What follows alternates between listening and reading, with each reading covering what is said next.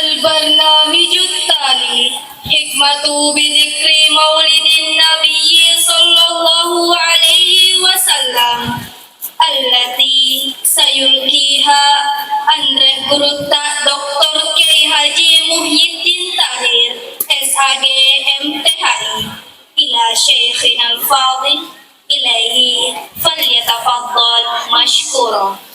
The fifth agenda is speech of Maulid Prophet Muhammad sallallahu alaihi wasallam by Andre Gurutta Dr. Kiai Haji Muhyiddin Tahir SAG MTHI. Time is yours.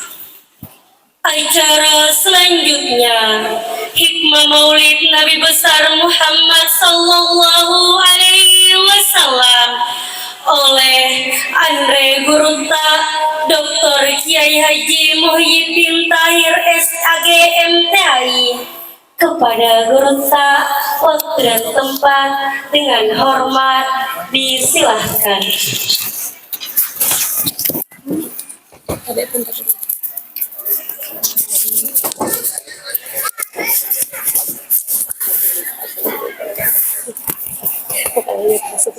Assalamualaikum warahmatullahi wabarakatuh. Bismillahirrahmanirrahim. Alhamdulillahi rabbil alamin. Wassalatu wassalamu ala asyrafil anbiya'i wal mursalin Sayyidina Muhammadin wa ala alihi wa sahbihi ajma'in. Qala ta'ala fil Qur'anil Karim wa huwa asdaqul qailin. A'udzubillahi minasyaitonir rajim. Wa ma arsalnaka illa rahmatan lil alamin. Shadaqallahul azim. Wa nahnu ala dzalika minasyakirin wasyahidin walhamdulillahi rabbil alamin. Saya hormati Bapak Bupati Pasangkayu atau pejabat yang mewakili Bapak Kepala Kantor Kementerian Agama Pasangkayu, para camat yang sempat hadir, para Kepala Kantor Urusan Agama yang sempat hadir, Bapak Wakil kita di DPR,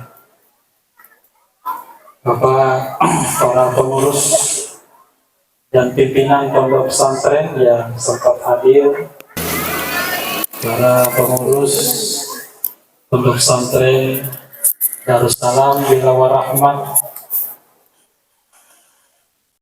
para orang tua, santri, para undangan, masyarakat, tokoh agama, para santriwan dan santriwati yang alhamdulillah sempat hadir pada acara kita ini adalah peringatan Maulid Nabi besar Muhammad sallallahu alaihi wasallam.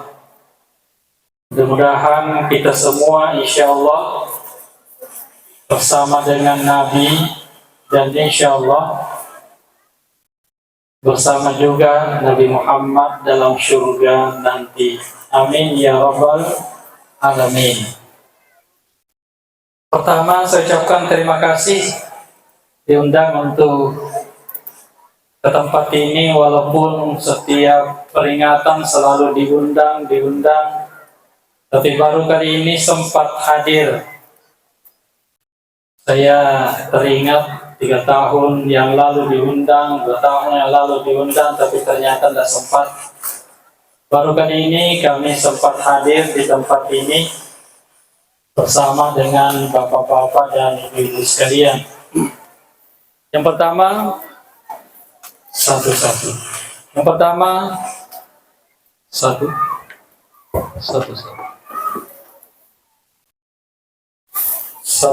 Yang pertama, selamat kepada pengurus baru yang sempat dilantik pada hari ini. Selamat bekerja di pondok pesantren adalah pekerjaan pengabdian, pekerjaan 24 jam, pekerjaan yang tidak pernah kenal lelah. Itulah kerja-kerja di pondok pesantren. Mudah-mudahan Bapak dan Ibu adalah ikhlas karena Allah Subhanahu wa Ta'ala. Amin ya Rabbal Alamin. Terkait dengan pondok pesantren kita, Direktur Profesor Dr. Nasruddin Umar juga selalu memberikan apresiasi kepada pondok pesantren cabang di seluruh Indonesia. Mudah-mudahan nanti sempat hadir di tempat ini. Kami usahakan beliau, tapi mungkin lewat udara barangkali. Kalau lewat darat, jauh sekali 14, tadi malam 14 jam. Mungkin ada lapangan udara yang bisa nanti bisa lewat di situ. Kenapa? Karena kesibukan beliau 1 bulan terakhir beliau berada di luar negeri. Yang pertama ke Cina. Malam Kamis yang lalu ada guru menawarkan beasiswa ke Cina. Jadi kalau ada santri nanti yang mau ke Cina dengan 3 jurusan. Yang pertama adalah jurusan kedokteran. Yang kedua adalah jurusan pertambangan. Yang ketiga adalah jurusan pertanian. Ini yang cocok. Beasiswa penuh. Tapi yang bisa bahasa Cina. Tapi mungkin akan ditata dulu bahasa Cina 1 tahun ya. Bahasa Cinanya 1 tahun. Insya Allah akan diberangkatkan ke Cina dengan beasiswa penuh. Kalau ada yang bisa berminat di pondok ini, kami laporkan ke Direktur. Karena minta tahun ini 10 orang. Ya, 10 orang. Mungkin ada dari sini pertanian atau pertambangan. Bisa juga kedokteran ya. Itu ada beberapa beasiswa yang ditawarkan oleh Direktur. Dari Cina, Direktur ke Al-Azhar, Kairo. Dari Kairo, beberapa minggu yang lalu ke Saudi Arabia. Selanjutnya akan ke Yordania dan pulang ke Indonesia. Dan insya Allah akan berada di Sengkang 1 sampai dengan tanggal 5. Yang kedua tadi anak kita yang hafizul Quran. Saya memberikan apresiasi. Kalau Anda semua, karena saya adalah mudir atau direktur Mahadali, kalau semuanya mendaftar di Mahadali, insya Allah akan bebas tes ya 30 juz. Dan saya akan perjuangkan kalau memang mendaftar di PBSD ya. Saya kira Kementerian Agama mengeluarkan beasiswa PBSD. Kemarin kami luluskan sebanyak 30 orang PBSD untuk Mahadali. Mulai dari Aceh, Papua, Jawa Barat, Jawa Timur, semuanya masuk di Mahadali Asade Sengkang. Mudah-mudahan juga tahun ini ada dari santri kita. Sudah ada Pak dari sini? Oh sudah ada? Alhamdulillah. Kalau sudah ada, mudah-mudahan ke depannya tetap kita prioritaskan ya pondok-pondok kita yang ada di cabang untuk masuk itu dibiayai oleh LPDP ya, atas kerjasama dengan Kementerian Agama. Di seluruh Indonesia kira-kira hanya 5 ma'had aliyah kerjasama dengan LPDP. Kita hanya di Asadiyah, alhamdulillah sekitar 50 atau 60 ruang santri, semuanya biayanya adalah Kementerian Agama, mulai dari masuk sampai keluar insya Allah dibiayai oleh Kementerian Agama. Ada Pak Kementerian Agama di sini, itu adalah beasiswa dari Kementerian Agama PBS. Tahun ini insya Allah dibiayai oleh LPDP. Bapak Ibu sekalian yang saya hormati, peringatan kita dalam Maulid Nabi besar Muhammad SAW dengan tema membangun karakter generasi muda yang religius. Dengan meladani, ini adalah tema yang ditawarkan oleh panitia. Berarti tema itu harus saya bahas. Karena ini adalah tema ya. Nah sekarang saya akan bahas dulu Maulid dan Maulud ya. Bapak Ibu sekalian saya hormati, apa itu Maulid? Apa itu Maulud? Yang kata biasa oke mamuluk-muluk. Maga ni indok mo na nasa maulu ni. Tapi dia na faham maka daga ya sa maulu. Maulid bahasa pesantren, bahasa Arab. Apa itu maulid? Maulid itu adalah ismu makan atau ismu zaman. Ismu zaman adalah kapan dia lahir. Ismu makan, di mana dia lahir. Jadi maulid itu adalah membicarakan kapan Nabi Muhammad SAW lahir dan di mana Nabi Muhammad SAW lahir. Kalau maulud itu adalah pribadi Rasulullah SAW. Alaina nabiyta sallallahu alaihi wasallam disebut dengan maulud. Mulai dari rambutnya, bagaimana model rambutnya, bagaimana jalan-jalannya Nabi, bagaimana cara makannya Nabi, bagaimana Nabi makan bembe, bagaimana Nabi menjadi pedagang, bagaimana Nabi menjadi kepala rumah tangga, bagaimana Nabi menjadi bapak dari anak, bagaimana Nabi menjadi pemimpin negara, pemimpin agama, komandan perang. Itu adalah maulud. Jadi maulud itu sih maulud leisu anak. Istunganna maulud itu maka dai neneta maulud ni nasab batuan na ada lesu ni anak. Lesu anak tomatuan. Sehingga nareko maulud ni tawe de ini se maka da bekasiaga ni manre. De ini se maka da bekasiaga ni masampaja. Selalu masalah terus. Itu adalah bahasa Bugisnya maulud. Bapak Ibu sekalian saya hormati, maulid adalah ismu zaman. Kapan Nabi Shallallahu Alaihi Wasallam lahir? Biasa kita dengar bahwa Nabi Shallallahu Alaihi Wasallam lahir pada tahun gajah. Kenapa hanya mengatakan tahun gajah? Tidak dijelaskan tahun berapa. Pada waktu itu belum kenal orang tahun secara menyeluruh.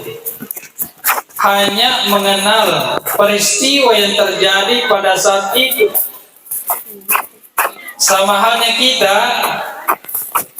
siang nasa mujaji maka tempo nama perintah nyaranya. Siang nama mujaji tempo nama perintah balandai, tapi dia nirisa tahu berapa.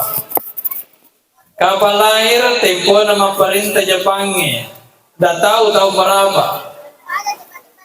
Nah, pada zaman Rasulullah SAW, walaupun ada orang yang mengenal tahun, tetapi lebih banyak hanya memperkenalkan apa peristiwa yang terjadi pada saat itu.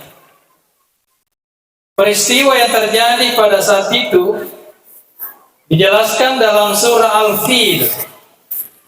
Alam tara kaifa fa'ala rabbuka bi ashabil fil. Alam yaj'al kaidahum fi tadlil. Warsala alaihim tayran ababil.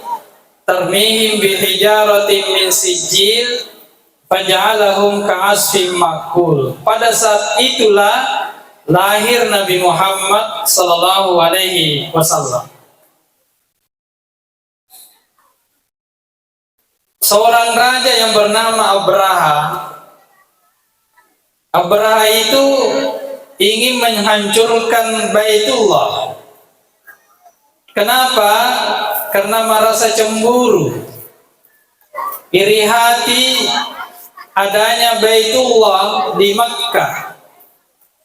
dijadikan sebagai pusat peribadatan, dan di samping pusat peribadatan di situ terjadi keramaian. Kenapa terjadi keramaian?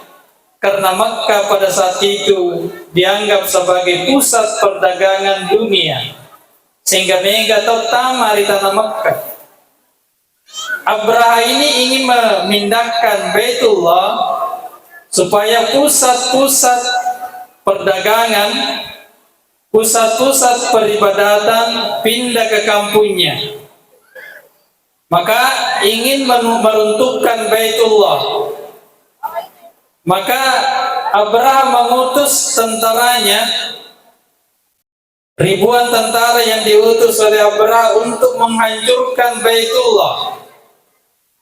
Abraha pada waktu itu mengendarai gajah, dan ada beberapa komandannya menurut sejarah juga mengendarai gajah.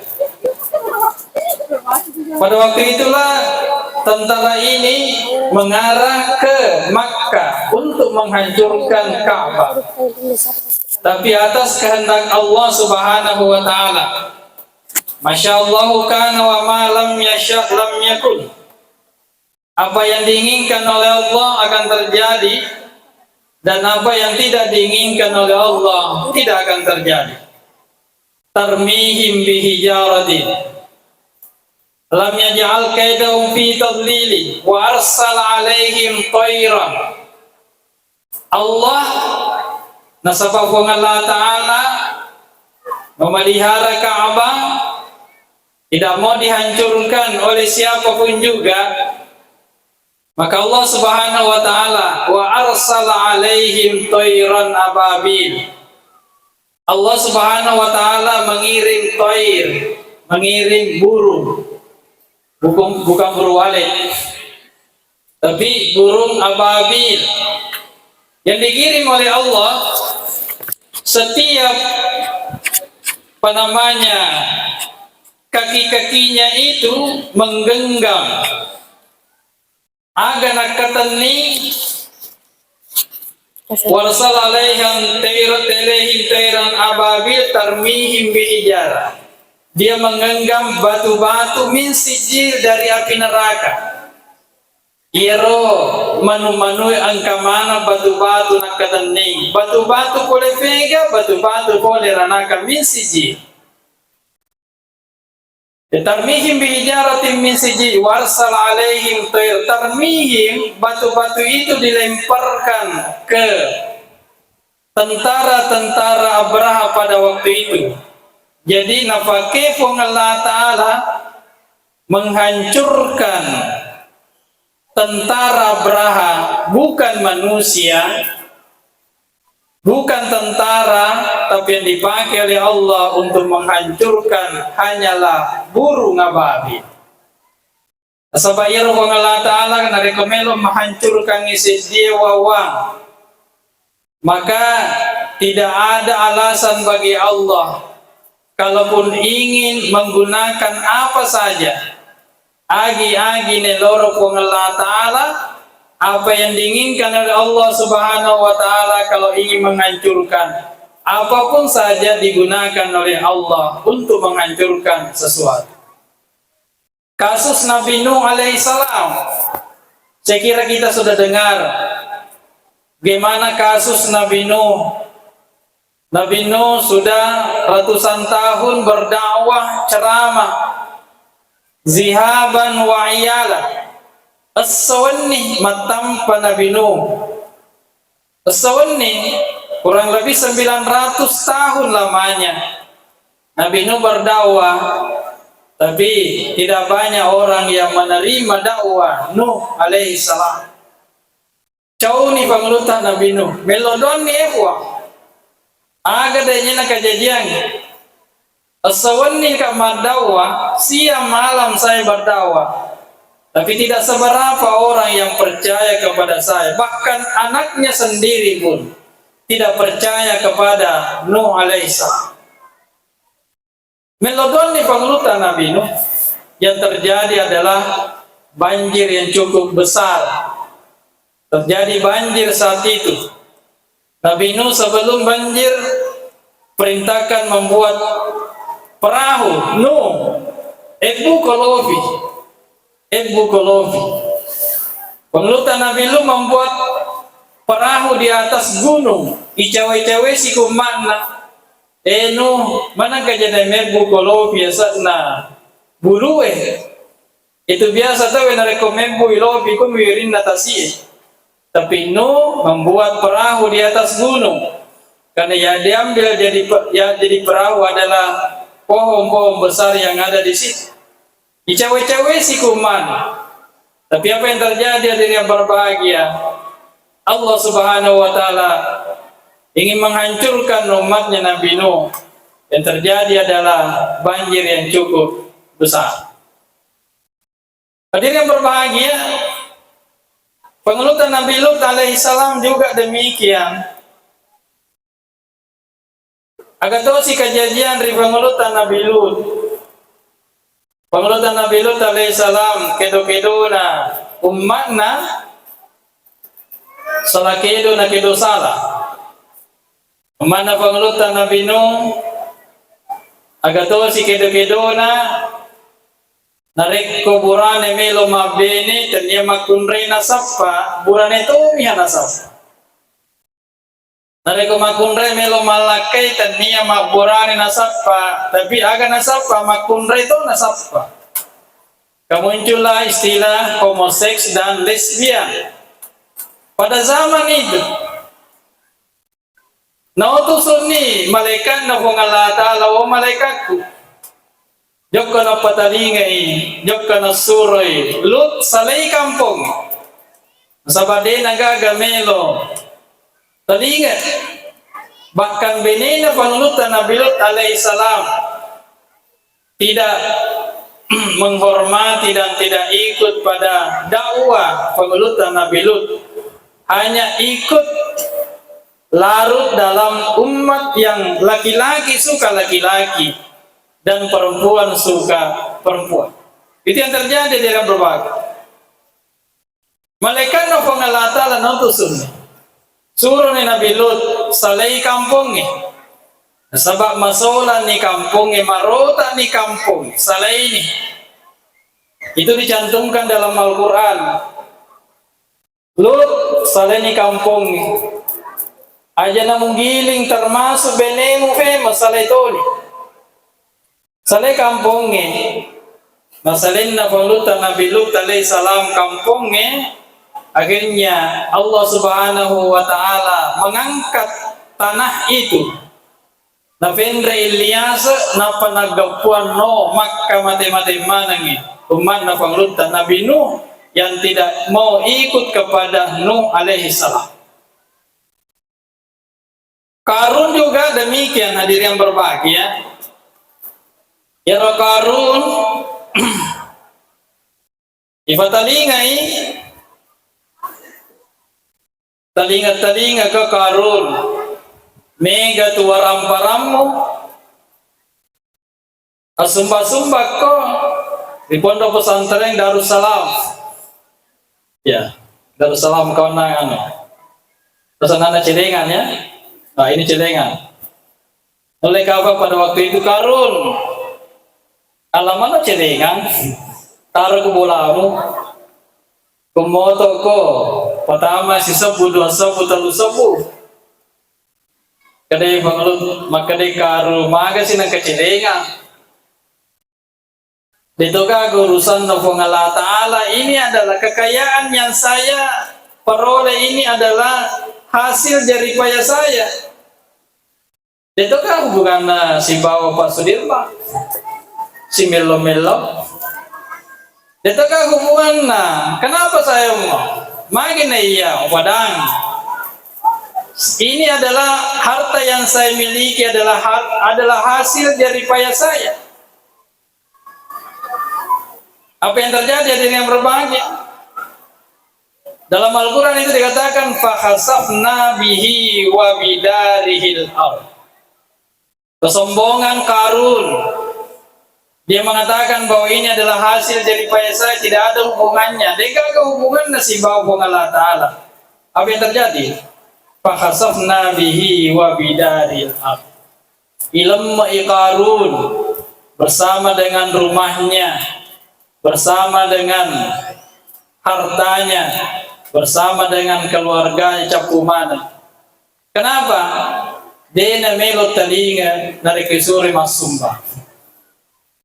Fakhasafna bihi wa bidaril ard. Ilemai. Pada awalnya tidak pernah diprediksi bahwa kampung itu akan terjadi gempa.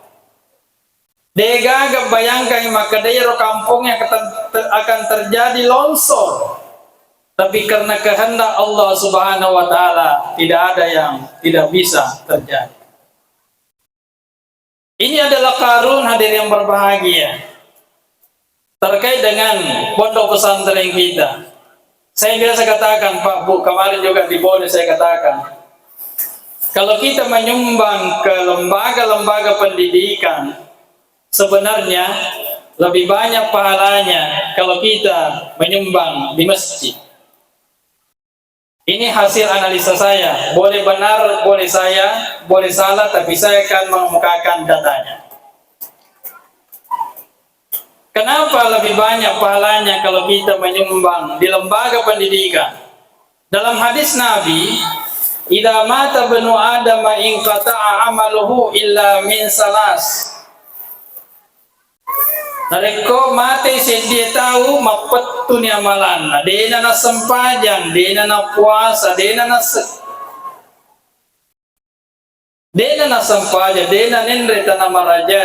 Illa min salas sangadin na telu mi bawang kedo-kedo wadi na terima falan. Dan ini semuanya ada di pesantren. Iku masih gia wadi jadi cek di mi bawang terima. Yang pertama adalah sedekah jariyah. Kalau kita memberikan investasi di lembaga pendidikan, kita mendapatkan yang pertama sedekah jariyah. Pasidekah malari. Selama masjid itu dimanfaatkan oleh orang, insya Allah akan mendapatkan pahala. Di pondok pesantren juga mendapatkan lolongan apalan. Bisa dapatkan di lembaga pendidikan, pondok pesantren, dapatkan di masjid. Yang kedua, ini yang tidak dimiliki oleh masjid. Ilmi yuntafa'u bih. Kecuali kalau masjid itu dijadikan sebagai tempat pendidikan. Ilmi yuntafa'u bih, dari masumba kiri lembaga pendidikannya, bukan berarti bahwa jangan menyembah di masjid. Tidak, hanya perbandingan. Ilmi yuntafa'u bi rilalana lembaga pendidikan itu ada ilmu yang bertebaran. Bayangkan kalau anak-anak kita ini sampai 1.000-2.000 orang, begitu besar pahala yang didapatkan orang yang memberikan investasi. Sumbangan kita tadi yang 80 juta hanya hasil celengan-celengan. Bukan hanya sedekah tinjari dapat, ilmi yuntafa'u bi. Anak tak irma sekolah nanti akan dikembangkan di luar, insya Allah bapak dan ibu juga akan mendapatkan. Mage nasabah gara-gara ini nasikola nata tilana ye kampung. Gara-gara ini na berhasil nata. Gara-gara ini anak-anak tak bisa mendapatkan hal-hal yang lebih baik. Itu dua. Di masjid belum tentu, kecuali kalau masjidnya dijadikan juga sebagai tempat pendidikan. Yang ketiga, ini juga tidak dimiliki oleh masjid. Apa itu? Waladin salih yada'ulah. Anak-anak si mata melo doang. Saya biasa sampaikan kepada santri-santri pondok, nanda semua, ajak ma guru narek kode na pura melo doang ngi tokurai masumbang di pesantren. Yang doang membacakan surah Al-Fatihah. Jadi anak-anak kita di sini, bapak-bapak dan ibu-ibu, setiap anak kita akan mendapatkan ilmu pengetahuan. Maka insya Allah kita juga mendapatkan pahala dari doa-doa anak kita yang masuk di pondok pesantren. Bayangkan kalau 2.000 anak santri yang mendoakan kita luar biasa. Di masjid belum tentu. Ya, ini hanya perbandingan. Jadi investasi kita di pondok pesantren itu sebenarnya adalah luar biasa. Akan tercatat pahalanya di sisi Allah Subhanahu wa taala. Janganlah seperti Qarun yang dijebloskan oleh Allah ke dalam tanah. Waramparatta hadir yang berbahagia, jadikan sebagai investasi. Pengelut Ali enggan-enggan ajok-ajok ke sejeko buruk. Apabila sallallahu pengelut Ali, Assalamualaikum ya ahlal kubur. Nah pematiman itu tulisan kubur, maka doa Waalaikumsalam ya Ali. Seandainya kira-kira ini nulai lari nih. Karena menangkalasan na kubur api balik. Itulah buktinya bahwa orang yang ada dalam kubur sebenarnya mendengarkan kita. Kada ke situ lalu dengan sempajang. Agak si malah lalu kue. Maka dari pengulut ta'ali, iya gamelo cerita ngeko kedo-kedona keluargamu yasa, ataukah engkau yang akan menceritakan bagaimana keadaanmu di bawah? Kadai tulisan kuburu, iko nanasang Ali cerita-cerita angka, kedo-kedona keluargaku yasa mag-aagat. Kadai pengulut ta'ali taruh ni cerita ngeki. Saya akan ceritakan kepada kamu bagaimana keadaan keluarga di atas. Kadai pengulut ta'ali, harta benda yang kamu cari selama ini tidak pernah kenal lelah, siang dan malam pergi memetik sawit. Capu mana nih na bagi-bagi tahu? Capu nih. Tiga gemas sumbangan. Namun nasa bini mo para ni malaki capu to. Kira na cilingangi cedemi. Kira-kira na rin ko angka kampota. Saya pernah sampaikan barangkali sih. Kiro kabusawi na tasidi hetto. Tasidi mua. Pohon sawit disumbangkan di pondok pesantren Takwe, saya kira luar biasa. Ke 10 itu berarti 10 pohon ya. Pembinaan pesantren ini juga peti aja nanti peti lah sampai itu orang-orang itu yang kata ini beresani mesu. Apalagi nak kata ini bene. Ya. Ya betul mau mesu orang-orang itu kata ini maka ini. Kata Nidema, di sana mereka sama dengan ini, satu pohon saja, pohon sawit dalam 1 hektar untuk pondok pesantren, saya kira luar biasa pondok kita. Ia nak bawa celingan cedek bawang dalam satu atau berapa bulan itu sudah menghasilkan banyak hal. Bapak Ibu yang saya hormati, itulah Alfil ya, tahun gajah. Yang kedua, Bagaimana raja Nabi Sallallahu Alaihi Wasallam, di mana lahir Nabi? Nabi Sallallahu Alaihi Wasallam lahir di tanah Mekkah. Magi nak ku tanah Mekkah jadi, magi tanya ku pasang kayu. Nuru analisana atau cata Mekkah deh. Di tanah Mekkah lah terdapat aku ni Romon Rofosina Lino. Tengah-tengah na lino. Magi nako tengah-tengah na lino, ijajian na bitta, nasaba iro meloin na bagi-bagian na bitta, rahmatan lil alamin. Iyam itu na makasi mabagi-bagi, tawe na rekomend ritangay. Kude non ritangay mabagi-bagi, katona na matu de gagatawan. Mabagitalo matu panitia. Kumondriwiri mabagi di gagatawan ng mondriho ucapan. Mamaya dito gagatawa ko. Dinari ko melo ki mabagi-bagi on ritang nga. Kecuali kung kami na bagi-bagi na. Nabi sallallahu alaihi wasallam menurut wajah Makkah sabana Nabi sallallahu alaihi wasallam ijajangi di tanah Makkah sabakuna ro tanah Makkah mondro tengah-tengah nalino Nabi melo imam bagi-bagi aga na bagi asal lengan aga na bagi ampe-ampe. Ini tadi akhlakul karimah, itulah yang akan dibagi oleh Rasulullah sallallahu alaihi wasallam. Maka pantaslah kalau Nabi sallallahu alaihi wasallam dilahirkan di tanah Makkah. Itu maulid masih panjang, Bapak Ibu. Maulid itu. Selanjutnya kita masuk kepada maulud alaina Nabi sallallahu alaihi wasallam. Banyak cerita-cerita, banyak karakter-karakter yang dimiliki oleh Rasulullah sallallahu alaihi wasallam. Innama bu'istu liutammima makarimal akhlaq. Yero tempo na Nabi sallallahu alaihi wasallam makampi bembe. Magi na bembe nampi nabitta. Magi na tanniya unta. Magi tanniya safi. Magi na tanniya tedong. Analisana to panritata makkade saban na bembe nampi Nabitta sallallahu alaihi wasallam nasaba kolo kami nabetae bembe kolo kami nabetae binatang yang paling nakal itu adalah kambing.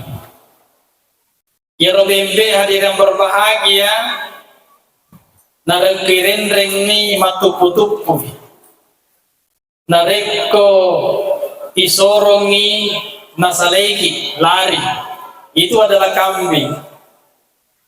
Ini adalah bagaimana Rasulullah sallallahu alaihi wasallam terbiasa membimbing dan membina ia nakal-nakal nasabah ia meloe na pimping rupa tahu, sehingga Nabi sallallahu alaihi wasallam dilatih kesabarannya menghadapi kambing, dan insya Allah kedepannya nanti akan terlatih untuk membimbing manusia. Rupa tahu masaro cego pinaya bembe. Hadirin yang berbahagia, suatu saat engkan-engkan nalari bembe na Nabi sallallahu alaihi wasallam lari matulili. Nabi sallallahu alaihi wasallam nalalungi bembe na larito. Nalalungi bembe na mataru. Hadirin yang berbahagia, sisan na lepangi bembe na lepatoy Nabi. Aga kajajian nagasa iga bembe na bita de. Seandainya ini gasan mana ka bembe makujana kolo-kolo kava.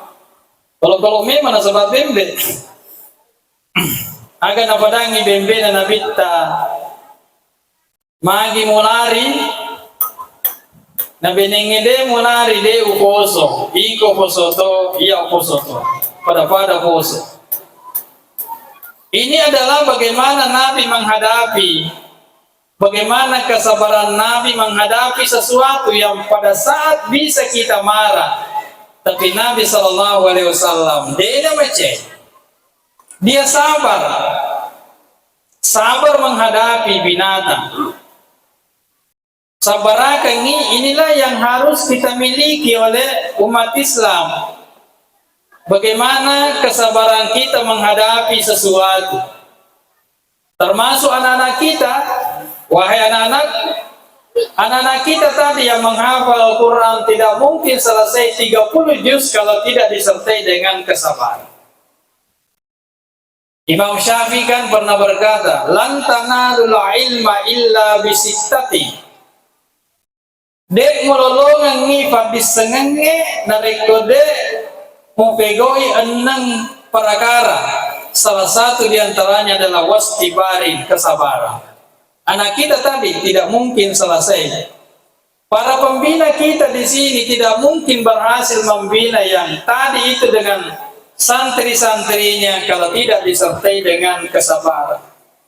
Kita negara, Bapak Ibu, Eko Kanata, ku boleh dua magaga pa penadikta lo kita dui maka desa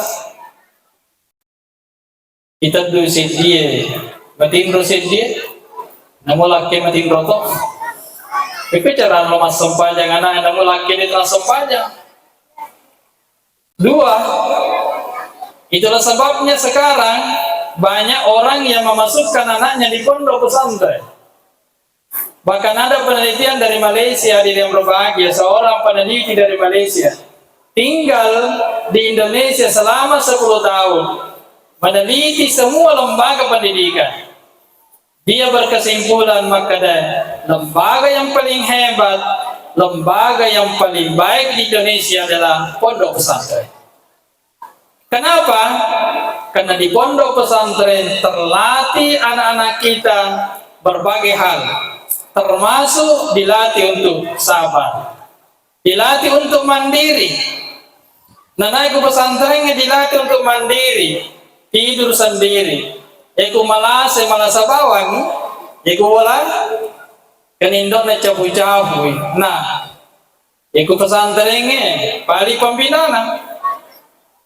Piti itu kurma sakit, masasai, ku boleh, ini tomatua, mana kinare ke masasaya nak, aja nani kona, iya apa aro, tapi ku pesantrennya itu dilatih kemandirian, silakan cuci sendiri. Yang aku bayangkan laundry ya, saya tidak tahu apakah laundry ada di pesantrennya, tapi minimal pasti mencuci yang paling dalam, celana dalamnya, baju dalamnya itu yang dicuci. Di rumah 24 jam anak-anak kita main HP. Maksud saya yang pareng kada matindro kak padahal mah HP. Maresa, tapi di pondok pesantren ada larangan untuk membawa HP. Memang HP banyak positifnya kalau digunakan pada hal yang baik, tapi juga banyak sekali negatifnya kalau kita bawa ke hal-hal yang negatif. Nabi SAW karakternya dalam menghadapi kambingnya itulah bagaimana melatih kesabaran. Anak-anak kita di sini saya kira orang-orang hebat semua. Dia bisa meninggalkan orang tuanya umur mungkin 11 tahun, 12 tahun. Ternyata anaknya teri, tomato teri. Anaknya masumangan nasib di nariko mondroy. Kenapa? Karena banyak teman-teman bermain. Diri yang berbahagia. Jadi di pondok pesantren ini adalah bagaimana untuk melatih karakter-karakter sesuai dengan karakter Rasulullah SAW. Jadi kalau anak kita mau dibina dengan karakter, maka masukkanlah anak kita di pondok pesantren. Situ ada kesabaran, ada kemandirian tadi. Jadi Allah ini Pak Darwis ya, bisa Pak Sudirman itu adalah teman kelas saya. Manasu, bayangkan tempat pengajian pesantren kita sekitar 2 kilo dari asrama, 2 kilo bolak-balik. Maghrib kita berangkat ke Masjid Agung. Ya pada toleh setetes serahiwani baru memasak. Sebenarnya kubur ki mana sejokkan ke mandri-mandri. Anggota moto. Jadi lebih baik toleh semua. Tetes 10 atau mandri. Sebelum azan di masjid raya di sana kita ke sana lagi. Berangkat. Pulang lagi. Itu. Jadi moto manas. Satu kali memasak 3 persoalan selesai. Angkatona kajun, angkatona baleda. 3 in 1. Luar biasa ya. Jadi ibat matengaki manasu, ibat matoni kajun, ibat matoni baleda. Ini namanya 3 in 1. Tapi hebat moto, tentu mau kau pada bisa. Depan Nawirma sas kawah. Anda saya di Mahat. Itu adalah perjuangan kemandirian. Jadi kalau anak-anak kita mau melatih sebagaimana karakter Rasulullah SAW, maka masukkan di pondok pesantren. Di pesantren ada kekeluargaan, saling hormat menghormati, mengajak anak-anak kita untuk menghormati satu yang lain. Kalaupun ada kasus, itu hanya kasus, tidak boleh disamaratakan semua. Hormati ini semakade, si A ini dari mana, punya karakter begini, tradisi yang begini. Inilah yang harus diberikan pemahaman kepada anak-anak kita di pondok pesantren. Pembina juga demikian, utamanya pada pembina ini. Saya pernah sering ceritakan ketika saya memberikan maulid atau apa, sambutan, ada seorang pimpinan pondok pesantren. Pimpinan pesantren itu memerintahkan kepada satpamnya, wahai satpam, catat ke kak naseng anak-anak yang nakal. Ukira mana kak yero anak-anak bertai, makalah sih dena boji tama masikola, dena boji tama masigie, tama si matu masigie matin rosi suro joka mandre dena melo mandre kagora-gora. Cata kemana kak yero? Akhirnya petugas keamanan ini mencatat si A, si B. Dengan gembiranya satpam tadi mencatat semua anak-anak yang nakal. Kenapa gembira? Karena satpam mengatakan bahwa pasti ada lagi anak yang dihukum. Karena satpam biasa senang kalau ada yang dihukum. Akhirnya store kepada pimpinan, wahai pimpinan, inilah anak-anak yang nakal, 1, 2, 3 dan seterusnya. Dengan harapan mudah-mudahan anak-anak tadi yang nakal akan dihukum nanti pada suatu saat.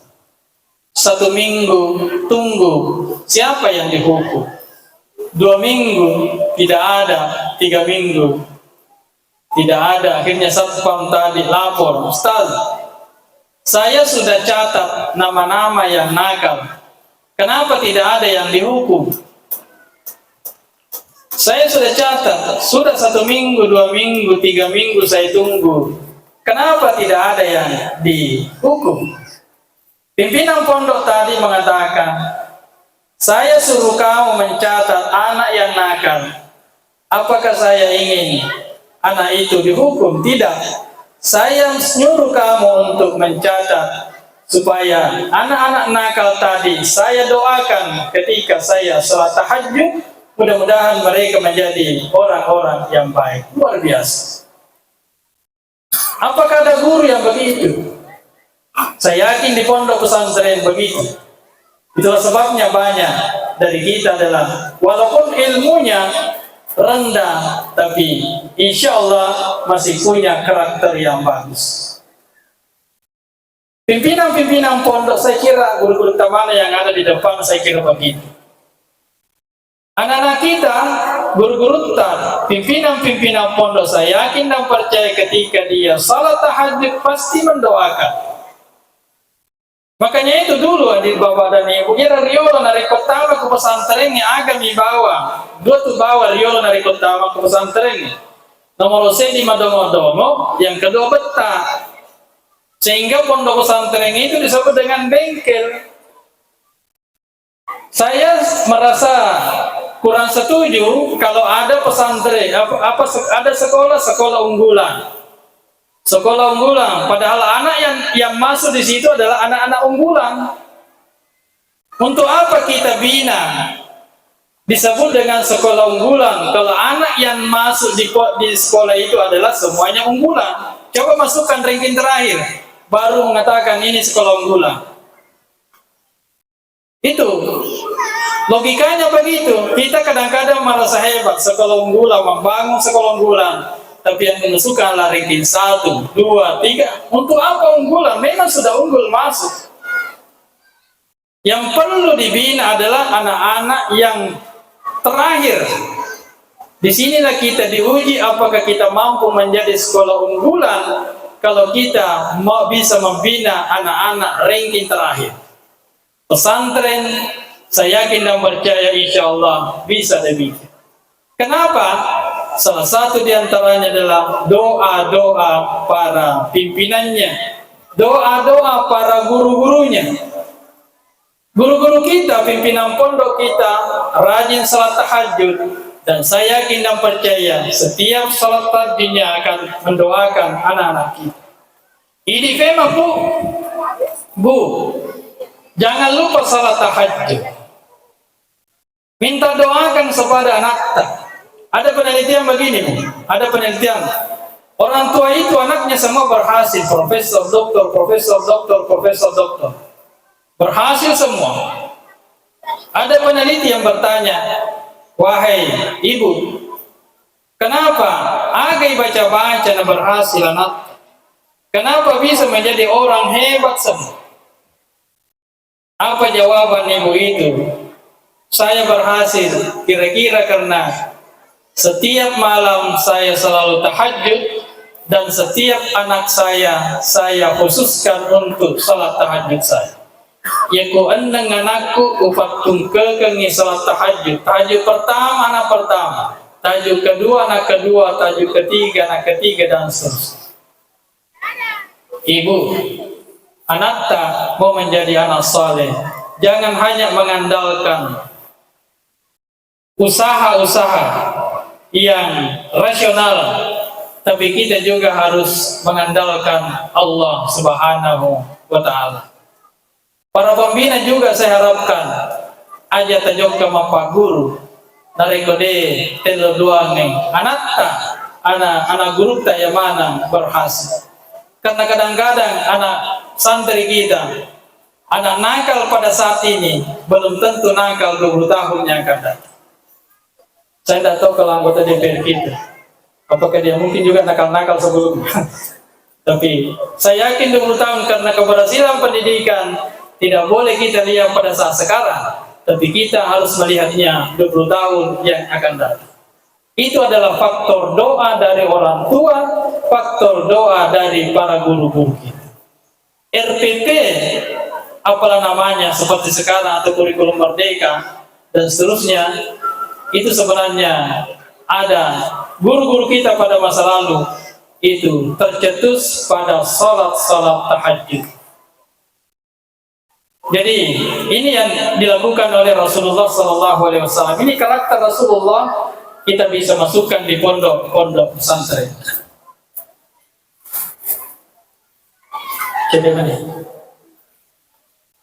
Yang kedua, ketika Nabi SAW berdagang, karakter yang dibangun oleh Rasulullah ketika berdagang adalah kejujuran.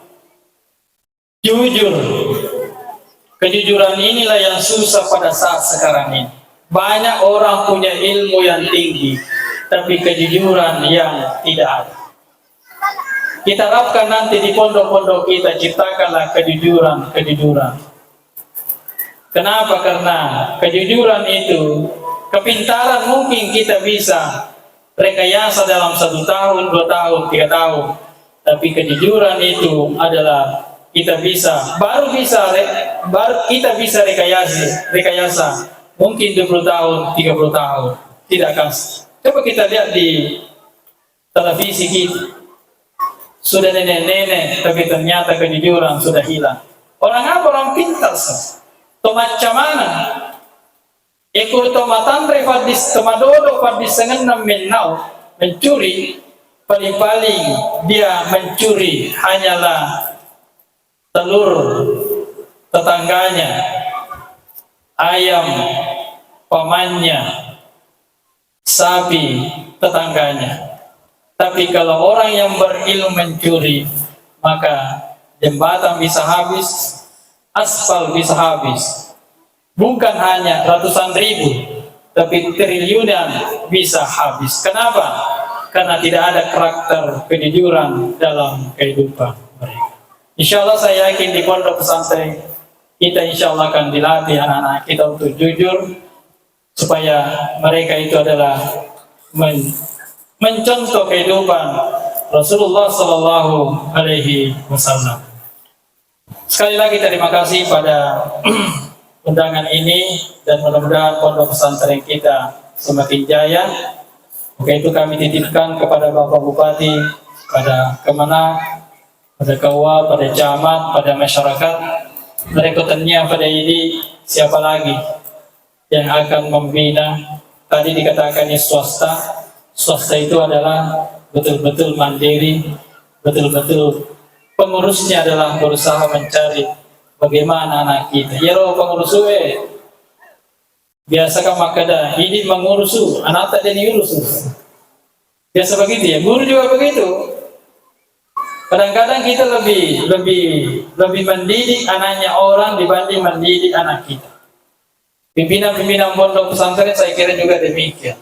Makanya itu dukungan masyarakat diperlukan supaya anak-anak kita insya Allah bisa dididik dengan baik. Saya kira itulah yang saya sampaikan. Terima kasih atas segala perhatian dan mohon maaf atas segala kekurangan. Billahi taufiq wa sa'adah. Assalamualaikum warahmatullahi wabarakatuh.